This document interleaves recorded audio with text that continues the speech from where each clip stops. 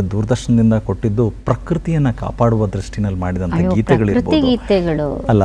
ಅದು BKS ವರ್ಮಾ ಅವರು ಚಿತ್ರಕಲೆ ತರ ಒಂಥರ ತುಂಬಾ ಚೆನ್ನಾಗಿ ಪೇಂಟ್ ಮಾಡಿದ್ರು. ಅದು ಅವಾಗ ನಮ್ಮ ಹಾಡುಗಳನ್ನೆಲ್ಲ ದೂರದರ್ಶನ ಬಳಸ್ಕೊಂಡಿದ್ರು. ಹೃದಯಾಂತರಾಳದಲ್ಲಿ ಅಡಗಿರುವ ನೋವುಗಳು ನೂರುಂಟು ನನ್ನನಲ್ಲ, ಬರಿಯ ವೇದನೆಯಲ್ಲ ಭಯದ ಆತಂಕಗಳು ಕಾಡುತ್ತಿವೆ ವಿಶ್ವವೆಲ್ಲ. ಇದು ವಿಜಯ ಭಾಸ್ಕರ್ ಸರ್ ಮಾಡಿದ್ದು.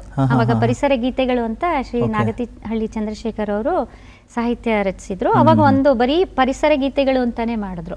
ಅದ್ರಲ್ಲಿ ಈ ಹಾಡನ್ನ ದೂರದರ್ಶನಕ್ಕೆ ಬಳಸ್ಕೊಂಡಿದ್ರು. ಬಟ್ ದೂರದರ್ಶನಕ್ಕೆ ಅಂತಾನೆ ನಾನು ಒಂದು ಫಾರೆಸ್ಟ್ ಡಿಪಾರ್ಟ್ಮೆಂಟ್ ಇಂದ ಮಾಡ್ಕೊಟ್ಟಿದ್ವಿ, ನಾವೇ ಮಾಡ್ಕೊಟ್ಟಿದ್ವಿ. ಅದು ಬಂದು ಆ ಹಾಡುಗಳು: ಬನಸಿರಿ ಪ್ರಕೃತಿಯ ವರದಾನ, ಸಂಪನ್ಮೂಲದ ಉಗ್ರಾಣ, ವನ್ಯಜೀವಿಗಳಿಗೆ ಆಶ್ರಯ ತಾಣ, ಗಿಡಮೂಲಿಕೆಗಳ ರಸತಾಣ ಅಂದ್ರೆ ಎಲ್ಲ ಒಂದೊಂದು 1.5 ನಿಮಿಷ 2 ನಿಮಿಷ ಟೈಮ್ ಅವಾಗ ಮಾಡ್ಕೊಟ್ಟಿದ್ದೆ. ಅದು ಹೊನ್ನೆಯೇ ಹೊನ್ನೆಯೇ ನಿನ್ನದೆಂಥ ತ್ಯಾಗವೇ, ಕಿಟಕಿಯಾಗಿ ಬಾಗಿಲಾಗಿ ಮನೆಗೆ ನೀನೇ ರಕ್ಷಣೆ, ನಿನಗೆ ಯಾರು ಸಮಾನರೇ.